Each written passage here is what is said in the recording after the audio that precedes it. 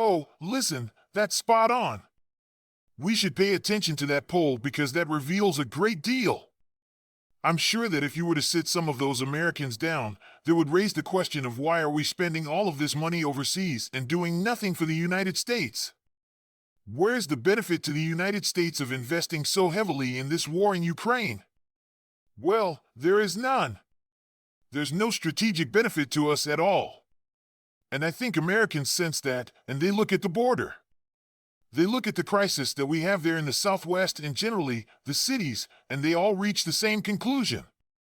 And when we talk about Israel, we should consider carefully these comments about Ukraine because, historically, Americans have not wanted to be involved in overseas wars, and frankly, the lesson of the Iraq debacle was clear. If you can't fight something that's short, sharp, and decisive that takes months or years, forget it. Don't do it. It's a losing proposition unless it's a vital interest. It's not a vital interest in our case to be involved in wars in any of these places. Let's talk a little bit about that war in Israel now. Some major events happened this week. There was a bombing that happened. The president is currently there. Antony Blinken has been there. We have a lot of American leaders going there. Where are we, and what do you think happens next, Colonel? Well, we know that apparently Antony Blinken is now a sitting member of the Israeli Cabinet and National Defense Council. He's sitting in on all of these meetings. That's unusual, to say the least. There are a lot of people who are saying, well, we're now in charge of everything that happens in Israel, but the truth of the matter is I'm wondering whether or not the Israeli leadership is not in charge of everything that we bring into the arena. They undoubtedly have priorities and they have interests. I don't see any evidence that we're pushing back against any of those. I don't see any evidence that President Biden is suddenly going to announce that after discussing the situation and the terrible casualties that have been taken in Gaza as a result of the bombing, as well as the losses the Israelis have taken, that now is the time for a ceasefire, for negotiation, for re-examining exactly what's happening. I don't see anybody looking for any off-ramps, Mike. I just don't. And then here at home, we have the voting for the allocation of funds for Ukraine, and the Republicans have said, not all of them, but many of them have said, look, we're not going to vote for this until you suspend spending in Ukraine if you want to move on to Israel. In other words, we can't do both at once. Contrary to what Mrs. Yellen said recently, the Treasury Secretary. I said, Mrs., I don't know if she's married or not. But she said, oh sure, we can afford two wars absolutely without question. I don't know anybody in the financial world who really believes that. When you have a $33 trillion debt, sovereign debt over $1 trillion a year in deficit spending. Remember, $4.5 trillion is effectively fixed. That's Social Security, Medicare, Medicaid. These are the so-called, you know what is it? Entitlement programs. Nobody's talking about cutting those. I think it's just ridiculous. I think no, we absolutely cannot afford to do both, and we ought to look very carefully at what we are doing in Israel right now. I don't think Americans have any idea what's happening there. I disagree with you a little bit. I don't know that we can afford one, let alone both, right? I mean, that's the other side of it. We're spending money there right now, and I don't know that we have that to spend. As you said, we have major issues in America between the border, between our cities and crime. There's some money that probably needs to be spent here. Let me ask you this. 2 carrier battleships going into that region. We have 2,000 troops that now are on notice, Colonel, that they said you may be going over there. How do we contain this? Like, what is the strategy? I mean, you're a former military member yourself and a colonel. How do we maintain this of who's going there, what's going there, and what they're actually going to be doing there? Well, if you go back to 1990 and 91, before we actually committed ourselves to serious action, we managed to contain the conflict in the sense that we limited it to Iraq and the U.S.-led alliance against Iraq. We were able to keep Iran out. We were able to reassure the Saudis that this would not destabilize and destroy their society. All of the other players in the region were effectively on the sidelines. I think that we accomplished that again in 2003. Once again, we turned everyone and said this is about Iraq and removing the regime there and ultimately finding the weapons of mass destruction, all this sort of business, and everybody shook their heads that okay, we don't like it. We prefer that you didn't go. Some of your viewers may remember that the Turks at the time refused to allow us passage through Turkey to get into northern Iraq, who said no, and so we had to steam all the way around through the Red Sea and up into the Persian Gulf to deliver another 30,000-40,000 troops and equipment. So, I think this has failed. Antony Blinken is too little too late. He was effectively rudely treated in some cases. Some cases, I think he was treated with contempt, and in most cases, he was lectured by the people he sought to discuss things with about their unwillingness to underwrite this destruction of Gaza and the expulsion of its population. And I think that's where we are right now. I think the entire region is sick of us. They're sick of Americans telling them how to live, how to govern themselves. They don't really want a war. But I think they're being pushed to the point where they said, well, we might as well resolve this even if it costs us dearly to bring this state called Israel and its mentor in the United States under control. I think that's a very dangerous set of circumstances. What is the American interest there?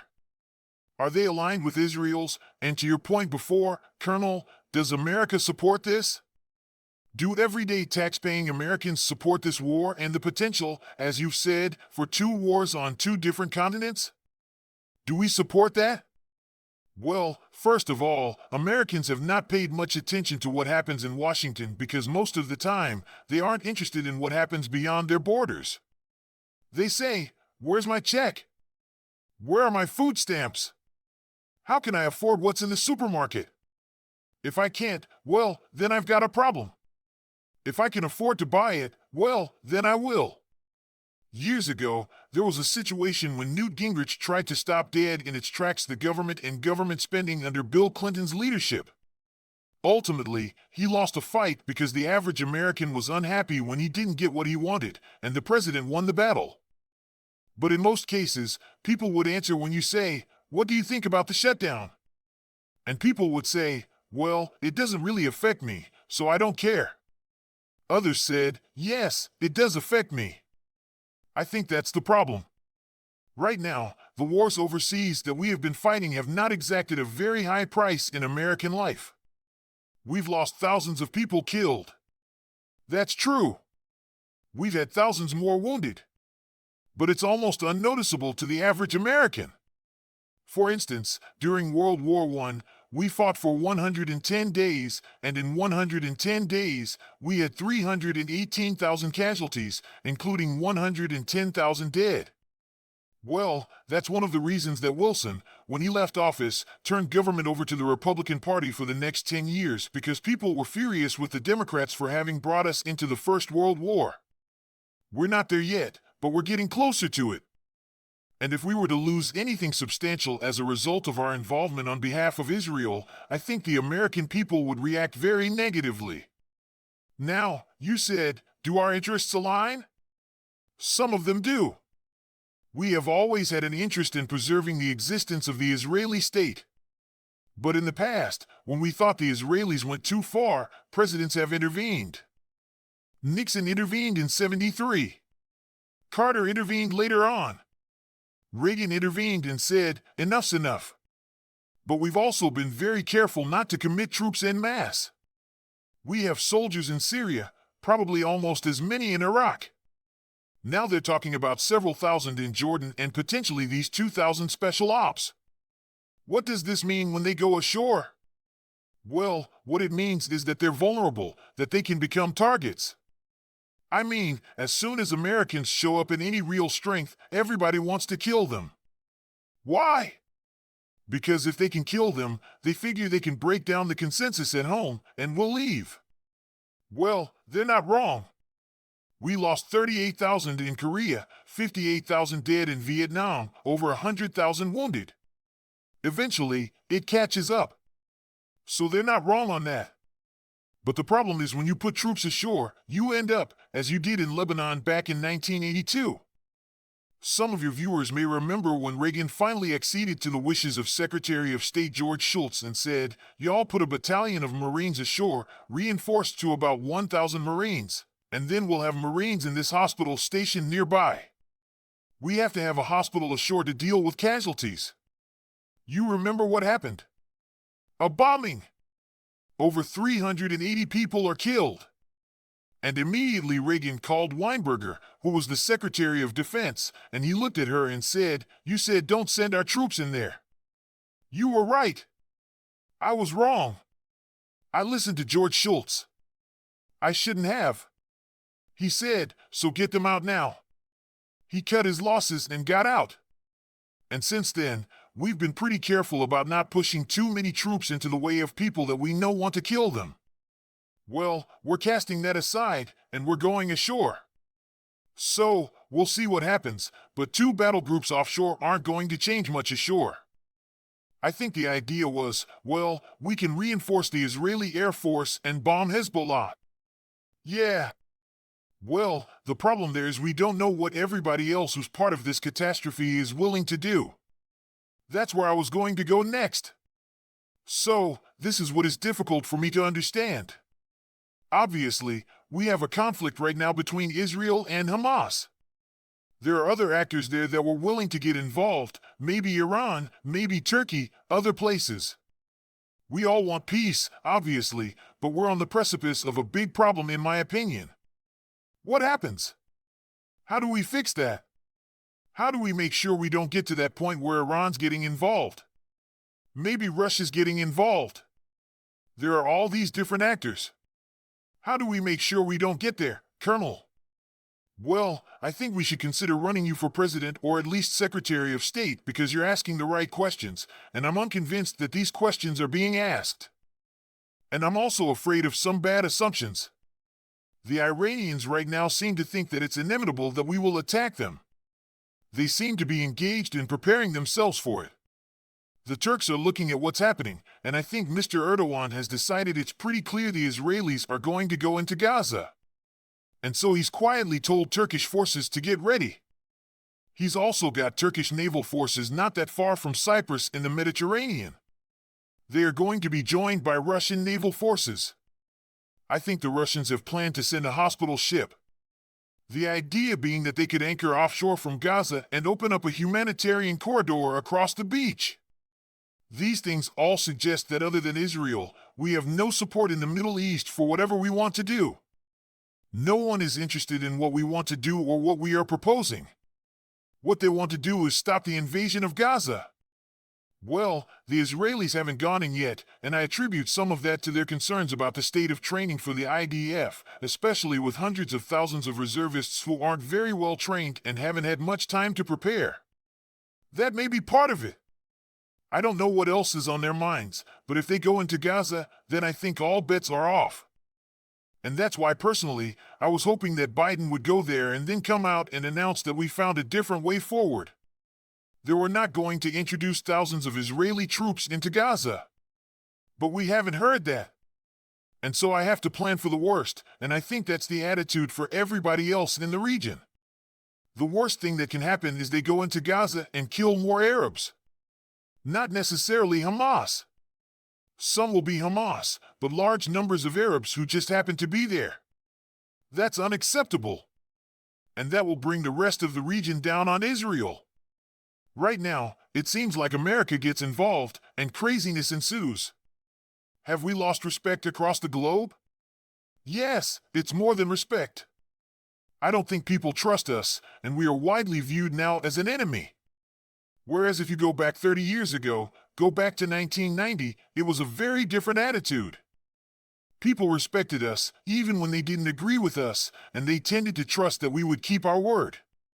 You'll remember that in 1991, after this conflict ended, we withdrew our forces as we said we would do. And we tried from that point forward, at least until 1994, not to meddle anymore in the region. It's our meddling repeatedly over and over again to install a new government that will do whatever we tell them to do, frankly. It has gotten us into trouble. So right now, nobody believes this. And you gotta understand, they're looking at what's happened in Ukraine. We've spent what? Somewhere around 80 billion at this point. I don't know. I mean, I've heard different calculations. But virtually everything we've sent over there has been destroyed by the Russians. And this great Ukrainian army that we exalted as the answer to our needs has been utterly and completely destroyed. The Ukrainian state is destroyed. The police are falling apart.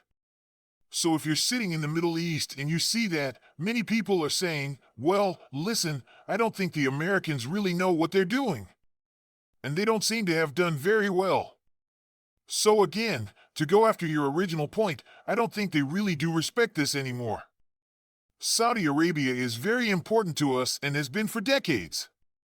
At MBS, Mohammed bin Salman, the Crown Prince, met Blinken. But before he met him, he made Blinken sit for 24 hours. He simply wouldn't speak to him. And when Blinken showed up, it was largely a one-way conversation. And that was also, I think, in Egypt. I think for Sisi, for him, it was a one-way conversation. Again, we're seen as a danger because we could actually destabilize everything. They really don't want to do that. But if we're insistent on pressing ahead, well then, I think the attitude is we might as well go in there and try to finish this problem off, which I think is a catastrophe for Israel and for us. And President Biden had other meetings scheduled this week that have been canceled. So to that point, it's the King of Jordan, who's always been a good friend to us, won't even speak to us because he knows that his country is at high risk of falling apart. He's got more Palestinians in this country than he does Jordanians. Yep. It's a problem, and hopefully, leadership is what I think we need, and we'll get there in a minute. But let's talk about the border here for a second. So we're talking about things overseas right now. But here at home, we have a massive issue and a wide-open southern border, and people argue this point back and forth. Colonel, the video is there. Footage is there. You can see this stuff, and it's not fake news reporting. It's actual live streams of our border. People walking over. There are numbers, Colonel, saying up to $10 million during Joe Biden's term as president, or 10 million individuals that will walk across that border and enter our country. What can we do here? Because this is a massive issue here at home that is going to cost lives with drugs. It costs with crime. We need to address it. We need to address it now. Well, that's right. We think that at least over the last 5 years, roughly 100,000 American citizens have died every year as a result of fentanyl poisoning or overdosing. That's not everybody who died from drug use, but that's just fentanyl, and of course, we know it's coming up from Mexico. The fentanyl is packaged and shipped up to us right through our borders. Some of it comes in through the ceilings up from especially in the Caribbean and to some extent in the Pacific. The bottom line is I think Americans are looking at this, and they're beginning to say, what do we believe? Because the numbers provided by the U.S. government are really very shallow, very small. I talked to some people at Homeland Security on condition of anonymity, and I said, well, I'm being told there are about 5 million that have come across, 5.5 million, some people say 6. They started laughing. I said, what's so funny? So, well, it's at least 7.5 to 8 million right now that we know of. These are the people that we identify when they come in. We register them theoretically for what reason I haven't figured out. Then we let them in, and we let them go wherever they want. They get a free ticket to anywhere they want to go in the United States. And of course, now this is starting to share the pain.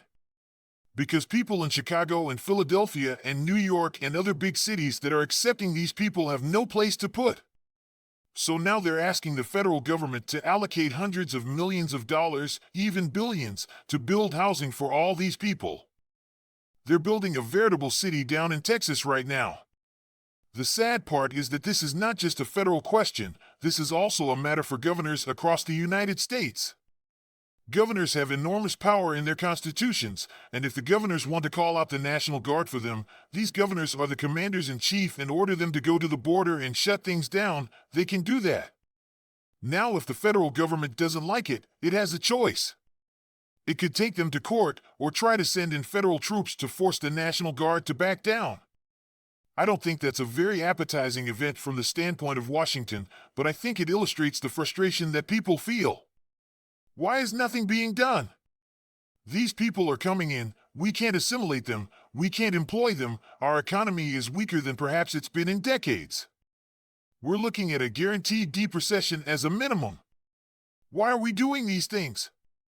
And I think we all know the answer. This is to dilute the basic core population of Americans and to create a potentially new base for the left that they think will keep them in perpetual power. All of this is ridiculous from the standpoint of the average American who says, well, how do we survive this? How do I put food on the table? What about my family? All of these people are absorbing enormous resources. We have about 27 million Americans that don't have health insurance. Well, if you're talking about anywhere from 25 to 35 million, we don't know illegals out there. Where do they go for health care? Well, they go to the emergency room, and we provide it. I mean, we don't turn people away. Who's paying for it? Well, the taxpayer's paying for it, and somebody said, well, that we're borrowing from the Chinese to sustain these wars. No, that's misleading. We're actually borrowing from the pension funds. Yes, Americans who have to have a return on their investment in retirement. The whole thing is a financial catastrophe without question. How are we going to solve it? There's only one way to solve it. It's to cut it off. Cut your losses and get out. That's what any rational president would do, and any rational president, like the ones that I mentioned before, would go in with Netanyahu and say, look, we support you. We stand with you, but we will not underwrite the wholesale takeover of Gaza and the expulsion of its population. That's contrary to our values, who we are as Americans. You can't expect that. So, we won't do that. If you insist on that, you're on your own. As soon as you say that, the Israelis are going to say, all right, time out. I only laugh when you say we're not borrowing. Do it. At the end of the day, we're spending money that we don't have, right? So, it's coming from somewhere, whether you borrow it, whether it's on the pensions, whether you tax people, it has to come from somewhere because we don't have it. So, that's concerning to me, and our last question on this with the border. You know, we have people sleeping in airports. We have people sleeping in 4- and 5-star hotels in New York City and other places. But when you see these people coming over, Colonel, they told us it was the women and children, right? People coming to the country for a better life. They need to. They have to, they told us. It's not. It's a bunch of middle-aged and young men walking across filming themselves on a camera like, hey, look what I'm doing today. So of these are from serious national security interests, like we don't know where they're coming from. Some are coming from places like Iran and Gaza, places like this. Like that, to me, is the most concerning of it all, Colonel. We don't know who these people are, and that puts people like you and me, our listeners, everyone in this country at serious risk. Well, it's interesting that recently someone on the Hill brought up the possibility that do you think we could have terrorist attacks here inside the United States? Could we have violence inside our country as a result of all of these people coming into the country from the Middle East, Africa, and not just South America and Central America by any means? Of course, the answer is yes. We don't really know who's here. So, I think that's probably inevitable. It reminds me in 2015 of what I saw when I was in Germany. Remember, at this point, all the Europeans were being told they were racist and bigots if they did not admit millions of people from the Middle East into their societies. Yep.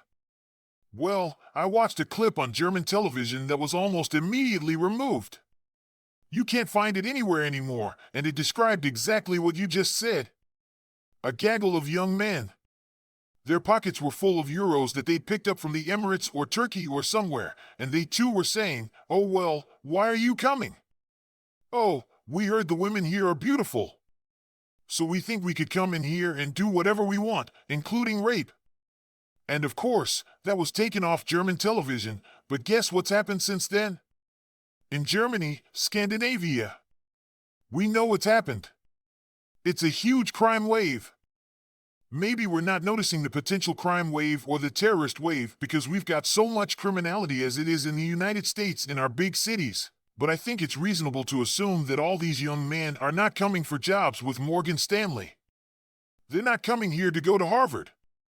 They're coming in for probably the wrong reasons. The question is, how long do we put up with this, and what are we going to do with them when we finally decide to enforce the law? We think they should be expelled. But that'll be a fight because people are always finding excuses to do nothing. Doing nothing seems to be the favorite thing inside this country on many occasions. I think Americans are finally pushed to the edge, but they're still not there yet. So, Colonel, let's finish with this. I know OCOC has received tens of thousands of emails from people. How can we get involved? How can we help? And I think sometimes looking at it, it's frustrating, right? There's issue after issue after issue. It's not just the border. It's not just crime. It's not foreign wars. There's a million things that are going on right now. We don't have a speaker in the House in our country right now. There's a lot of things going on and Americans are fed up and irritated, but they don't know where to start. How can they get involved? Well, I think that right now, at this moment, the most critical thing that can be done is essentially what happened in 2014 with Barack Obama. Some of you will remember that he planned to announce a package of bombers and fighters that would go into Syria.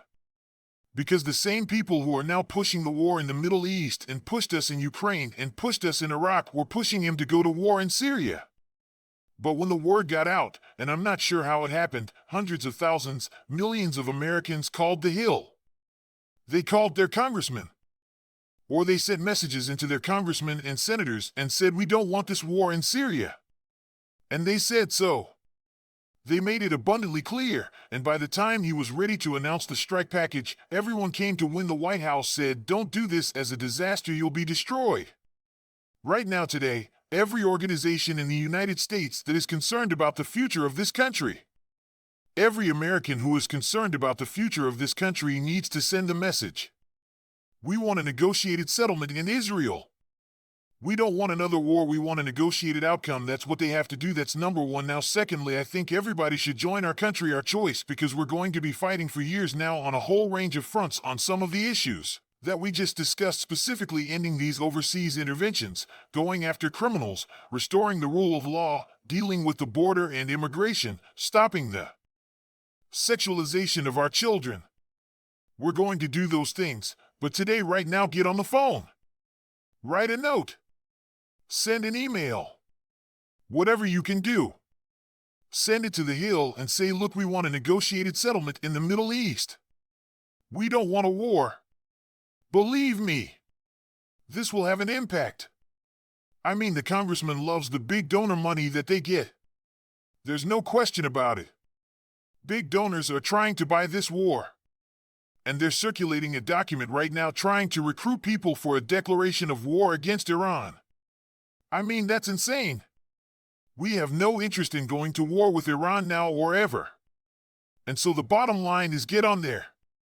Send this message. We want a negotiated peace. If you do that, it'll make a difference. It'll make a difference. It'll make a difference.